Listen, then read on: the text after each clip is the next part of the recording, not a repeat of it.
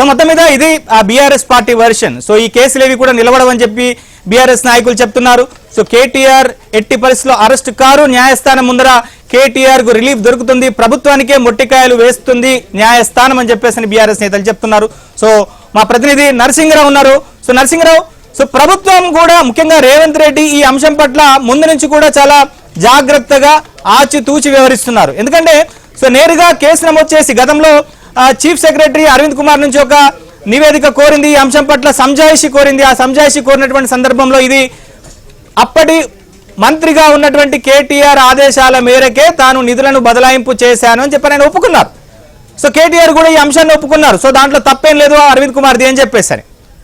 So అయినప్పటికీ కూడా నేరుగా కేసులు పెట్టకుండా ఇటు ప్రభుత్వం సో దాన్ని చాలా చాలా జాగ్రత్తగా వివరించింది. సో దాన్ని గవర్నర్కి లేఖ రాసింది, గవర్నర్ అనుమతి కోరింది, గవర్నర్ అనుమతి వచ్చేంత వరకు వెయిట్ చేసింది. సో చివరికి గవర్నర్ అనుమతి వచ్చిన తర్వాత ఏసీబీకి విచారణకు పర్మిషన్ ఇచ్చింది. ముందుగా మీతో మాట్లాడే ముందర మనం కాంగ్రెస్ పార్టీ సీనియర్ నేత అద్దంకి దయాకర్ ఉన్నారు, అద్దంకి దయాకర్తో మాట్లాడదాం. సో అద్దంకి దయాకర్ గారు good evening. Good evening Naveen భాయ్, గుడ్ ఈవినింగ్.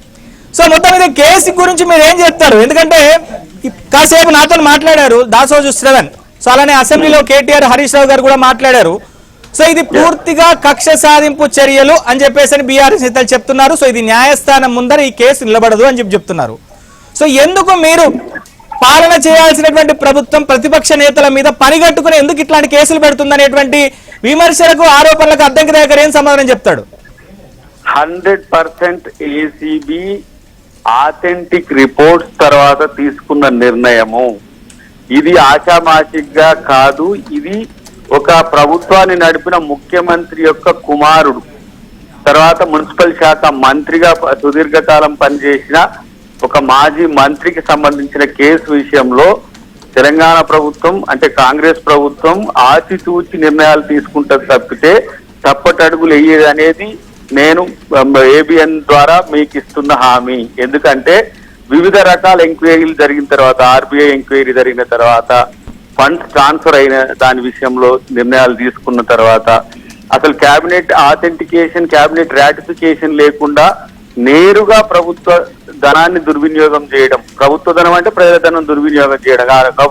మన టీవీ స్క్రీన్ మీద అగపడుతున్న కార్లు చూడండి, ఇవి తెలంగాణ అభివృద్ధికి, రేపు తెలంగాణ యొక్క భవిష్యత్తుకు కారకం అని చెప్పి తనకిష్టం వచ్చినట్టుగా తన నిర్ణయాల మేరకు జేబులో పైసలు కాక వేరేటోళ్ళకు పంచినట్టుగా ఆ పంచిన విధానమే ఈ రోజు తనకు తలకాయ నొప్పిగా తెచ్చింది. మిగతా అంశాలు పక్కన పెడదాం. ఫస్ట్ ఆఫ్ ఆల్ క్యాబినెట్ ఇంత పెద్ద నిర్ణయం తీసుకుంటేప్పుడు 45 కోట్ల నుంచి 190 కోట్ల వరకు అయ్యే ఈ ఖర్చు విషయంలో మొదటి దఫా రిలీజ్ చేసేటప్పుడే ఎంత ఆచితూచి అడిగేయాలంటే నెక్స్ట్ కూడా మేమే ప్రభుత్వం వస్తాం, ఈ నిర్ణయం నేను తీసుకుంటే మా అయ్య నన్ను ఏమనడు, నా ఇష్టానుసారంగా తీసుకోవచ్చు అనే ఏదైతే ఈ దుందుడుకుతనం ఉందో లేదంటే అనాలోచిత చర్య ఉందో అదే ఈ రోజు ఆర్థిక నేరంగా మారింది. అది యాంటీ కరప్షన్ కింద ఈ రోజు తను బేర్ చేయాల్సిన స్థితికి వచ్చిందనేది నా యొక్క అభిప్రాయం. కానీ ఈ అంశం విషయంలో కనుక చూస్తే హైదరాబాద్ ఇమేజ్ ను పెంచడం కోసం, హైదరాబాద్ ఒక కాస్మోపాలిటన్ నగరంగా ప్రపంచ దేశాలు ముఖ్యంగా పెద్ద పెద్ద నగరాల సరసన హైదరాబాద్ ని నిలపడం కోసమే ఇట్లాంటి ఒక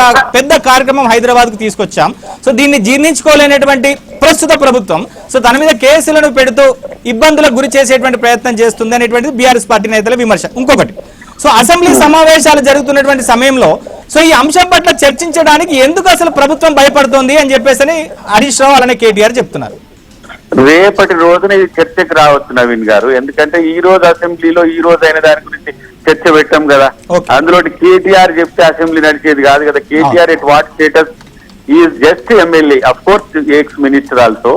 నేనేమంటున్నా తన మీద మాకు రెస్పెక్ట్ లేదని కాదు, కానీ టర్మ్స్ కూడా డిక్టేట్ మీరే చేస్తే ఎట్లా, క్రైమ్ మీరే చేసి, కాబట్టి అది పోలీస్ నిర్ణయం తీసుకుంటది, పోలీస్ నుంచి కోర్టు నిర్ణయం తీసుకుంటది, అటు తర్వాత ప్రభుత్వ నిర్ణయంగా మారుతుంది. కానీ ఇక్కడ మీరు ఒక్కటి గమనించండి, క్రూషియల్ పాయింట్ గమనించండి. ఈ రోజు ఏంటిది ఎయిర్ షో మొన్న జరిగింది సూర్యకిరణ్ తో, మేము దాన్ని ప్రైవేట్ షో కూడా చేయొచ్చు, కానీ ఈ కేసును దృష్టిలో పెట్టుకునే ఎయిర్ షో కంప్లీట్ గా మనం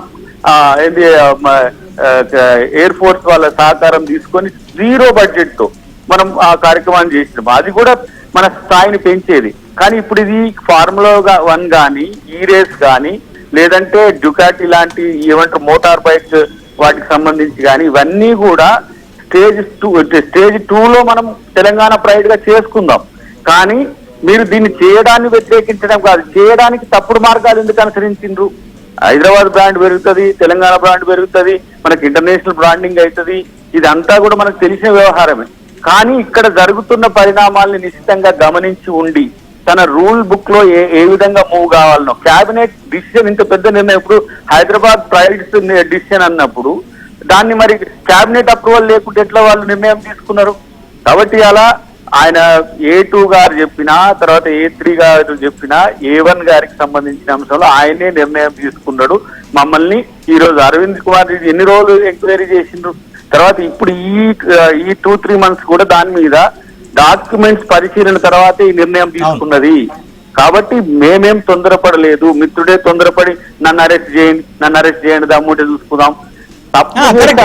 సో దయాకర్ గారు ఒక ప్రశ్న మిమ్మల్ని. సో కేటీఆర్ కూడా ముందు నుంచి ఒకటే మాట చెప్తున్నారు, దమ్ముంటే తనని అరెస్ట్ చేయమంటున్నారు, ఒకవేళ అరెస్ట్ చేస్తే జైలుకి వెళ్తా అంటున్నారు, యోగా చేస్తా అంటున్నారు. సో బయటకు జైలుకి వెళ్ళిన వాళ్ళందరూ కూడా ముఖ్యమంత్రులు అవుతారు అని చెప్తున్నారు. ఒకవేళ తనని జైలుకి పంపిస్తే తెలంగాణలో ఒక అతిపెద్ద రాజకీయ విప్లవం వస్తుంది అని చెప్తున్నారు. నిజంగా అరెస్ట్ చేస్తే కాంగ్రెస్ పార్టీకి ఇబ్బందులు తప్పవా? ఎందుకంటే ప్రజల్లో మీరు ఈ ఏడాది కాలంగా కొంత ప్రజలకు దగ్గర కాలేకపోయింది, హామీలను నెరవేర్చలేకపోయింది. సో ఆ సింపతి ఆల్రెడీ ఇప్పటికీ బీఆర్ఎస్ పార్టీ కొంత వచ్చినట్టుగానే వచ్చిందనేటువంటి విషయంలో కొంత ఒప్పుకోవచ్చు. సో ఇప్పుడు కేటీఆర్ ని ఇట్లా ప్రతిపక్ష నేతలను అరెస్టు చేసుకుంటూ పోతే కాంగ్రెస్ పార్టీకి ఇబ్బందికరంగా మారేటువంటి పరిస్థితి లేదా, ప్రమాదం లేదా? అరెస్ట్ చేయడానికి దమ్ము కాదు, తప్పు చాలు. తప్పు చేసిన వాళ్ళు అరెస్ట్ అవుతారు. అరెస్ట్ అయిన ప్రతి వాళ్ళు ముఖ్యమంత్రి గారు, రవీంద్ర గారు చాలా మంది అరెస్ట్ అయ్యారు. అట్లా కూడా మరి మా ముఖ్యమంత్రి గారు చెప్పినట్టు కవిత గారు మొట్టమొదటి ఛాయిస్ తీసుకున్నది, మరి ఈయనకు ఆ ఛాయిస్ కూడా లేదు కదా. వాళ్ళ ఇంట్లో ఇప్పుడు అరెస్ట్ కావడానికి పోటీ పడుతున్నారు. మరోడు దాంట్లో రేస్ లో నెంబర్ 2 అయింది కానివ్వండి, తర్వాత హరీష్ రావు అవుతాడు, తర్వాత కేసీఆర్ అవుతాడు, ఏమో చూద్దాం. కానీ ఈ రోజు దొరికిన దొంగ ఎవరు అని అంటే మాత్రం కేటీఆర్ అని చెప్పక తప్పదు. ఇన్ని రోజులు ఎంత బుకాయించినప్పటికి కూడా మేముగా ఇప్పుడు హైదరాబాద్ లో అక్రమ భూ కేటాయింపులకు సంబంధించి కానీ, బఫర్ జోన్ FTL కు సంబంధించిన అంశం కానీ, లేదంటే భూదాన్ ల్యాండ్స్ ఇవన్నిటి విషయంలో స్పేస్ 2 కానీ ఈ రోజు చిన్న అంశమే ఇది. ఈ కార్ అనేది ఒక 45 crores సంబంధించిన ఇష్యూ కానీ నిబంధనలు తుంగలో తొక్కి ఇష్టానుసారంగా వ్యవహరించినందుకే మిత్రునికి ఈ సమస్య వచ్చిందని నేను అనుకుంటున్నా. అరెస్టు అవుతుందా లేదా అనేది కూడా మేము ప్రిడిక్ట్ చేసి చెప్పలేము. According to rule of law, act ను బట్టి పోలీసులు తీసుకునే నిర్ణయం, చట్టం తన పని తను చేసుకుపోతూనే ఉంటది. కాబట్టి దానికి మేము అడ్డంకులు ఏం సృష్టించము. డెఫినెట్ గా ఆయన తప్పు చేయకపోతే పూలదండలు వేసుకోండి, తప్పు చేస్తే అరదండాలు తప్పు. ఇప్పుడు ఈ పరిస్థితి మాత్రం వచ్చినందుకు వస్తుందని ఊహించిండు ముందే, మనం అనుకోలే. అరెస్ట్ చేశారు ఎందుకంటుండు మనోడు అరెస్ట్ చేస్తే వీళ్ళు అయ్యే ఉండే, ఇలా బాగుండే, మరి మూడో కోడి ఈయన మళ్ళీ ఈయన ముందు ఎందుకంటుండంటే అంతకంటే ముందు తప్పు చేసి ఉన్నాడు కాబట్టి తప్పు చేస్తే ఎప్పుడైనా దొంగలు అవుతారు తప్పితే నాయకులు కారు. ఇప్పుడు దానికి ప్రతిగా వాళ్ళు ఏం చెప్తారు, చంద్రబాబు నాయుడు గారిని ఇట్లా అరెస్ట్ చేసిండ్రు, రేవంత్ రెడ్డి గారిని ఇట్లా అరెస్ట్ చేసిండ్రు కాబట్టి ఆయన ముఖ్యమంత్రి ఏంటంటారు. వారు ఇప్పటికీ కూడా 2 విషయాలు, చంద్రబాబు గారు అరెస్ట్ అనేది లోకం మొత్తం చూసింది ఏ రకంగా అక్రమంగా చేసిండ్రు. ఇలా రేవంత్ రెడ్డి గారి విషయంలో కూడా ఇంతవరకు దానికి సాక్ష్యాలు లేని పరిస్థితి. కానీ ఇక్కడ ఎవిడెన్సే ఫస్ట్, తర్వాతనే అరెస్ట్. కాబట్టి నా దృష్టిలో మిత్రుడు దొరికిపోయినట్టుగా భావిస్తున్నా నేను ఇప్పటికి కూడా. రేపటి రోజున తను తప్పు చేయలేదని నిరూపించుకోగలిగితే మనం చేసేది ఏం లేదు. కానీ డెఫినెట్ గా ఇక్కడ ఎస్టాబ్లిష్ అయింది క్రైమ్ అనేది మాత్రం తెలుస్తున్న సమాచారం. Thank you very much Addanki Dayakar గారు.